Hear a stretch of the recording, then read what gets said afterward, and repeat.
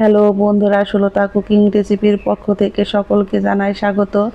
আজকে কিন্তু আমার মামা শ্বশুর বাড়ি। এখানে কিন্তু মাটিতে চুলা তৈরি করে দেখতেই পাচ্ছেন কত সুন্দর রান্না হচ্ছে। আজকে কিন্তু আমি রান্না করব না, আমার মামি শাশুড়ির হাতের রান্না কিন্তু অনেক মজা।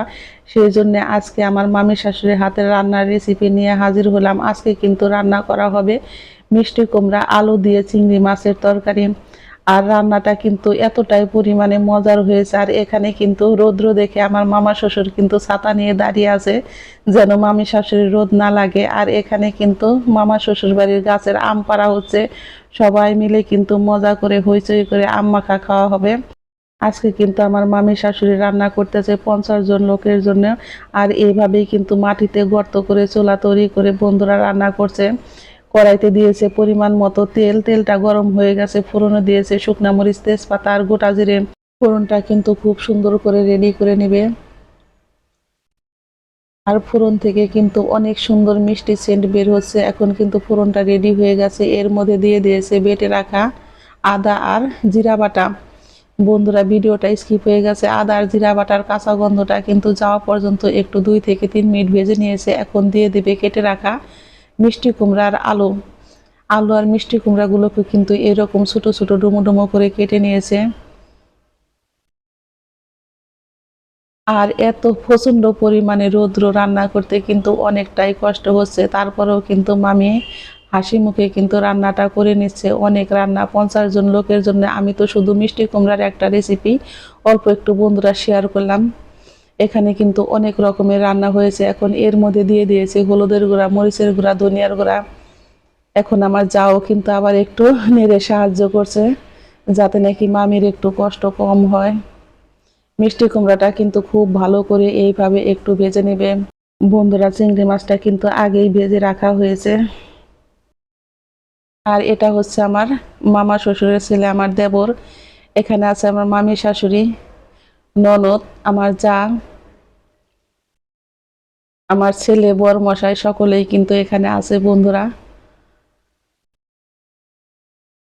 আর সকলেই মিলে কিন্তু কাজ করছে, দেখতেই পারছেন। মিষ্টি কুমড়াটা কিন্তু কষানো হয়ে গেছে। এখন এর মধ্যে দিয়ে দিয়েছে ভেজে রাখা চিংড়ি মাছ। ভেজে রাখা চিংড়ি মাছটা দেখানো বন্ধুরা স্কিপ হয়ে গেছে, কারণ তখন আমার ভিডিও করার কথা মনে ছিল না। কিন্তু একটু স্মৃতি ধরে রাখার জন্য আমি ভিডিওটা একটু ক্যামেরা বন্দি করলাম। মিষ্টি কুমড়ার তরকারি তো বন্ধুরা অনেকেই অনেকভাবে খেয়েছেন, কিন্তু আমার মামির হাতে সেরা রেসিপি এই মিষ্টি কুমড়াটা। ওনার প্রত্যেকটা রান্নাই কিন্তু অসাধারণ মজার। আর অল্প একটু পরিমাণে জল দিয়ে এখন কিন্তু চিংড়ি মাছ আর মিষ্টি কুমড়া আলুটাকে খুব সুন্দর করে কষিয়ে নিয়েছে। এখন দিয়ে দিবে খুবই অল্প পরিমাণে একটু ঝোল। ঝোলটা দিয়ে কিন্তু আবারও একটু নেড়ে দিবে। এখন চুলার আঁচটাকে কিন্তু বাড়িয়ে দিয়ে মিষ্টি কুমড়ার তরকারিটা বন্ধুরা রান্না করে নেবে। আর তরকারিগুলো আজকে কিন্তু এতটাই পরিমাণে মজার হয়েছে, সবাই কিন্তু খেয়ে মামি শাশুড়ির অনেক প্রশংসা করেছে, কারণ উনি কিন্তু একজন পাকা রাঁধুনি। বন্ধুরা, জলটা দিয়ে কিন্তু নেড়ে দিয়েছে। এখন কিন্তু জালটা বাড়িয়ে রান্না করে নিবে এইভাবে 5 থেকে 6 মিনিট।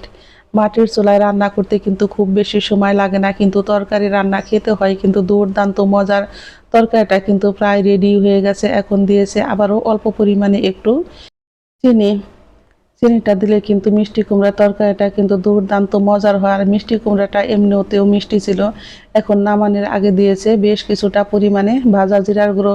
আর ভাজা জিরার গুঁড়ো দিয়ে কিন্তু তরকারিটা নামিয়ে নিবে। লবণটা কিন্তু একদমই ঠিক আছে। তরকারিতে কিন্তু বেশিটা পরিমাণে ঝোল রাখবে না বন্ধুরা। আর দেখতেই পারছেন তরকারিটা কিন্তু দেখতে যেমন সুন্দর হয়েছে, আর সকলেই কিন্তু খাবার পরে এতটাই পরিমাণে প্রশংসা করেছে বন্ধুরা। দারুণ মজার হয়েছে। মিষ্টি কুমড়ার তরকারিটা কিন্তু একদম রেডি হয়ে গেছে। এখন চুলাই থেকে নামিয়ে নিবে। আর নামানোর পরে বন্ধুরা দেখাচ্ছি, দেখুন কত সুন্দর হয়েছে চিংড়ি মাছ দিয়ে মিষ্টি কুমড়ার তরকারি।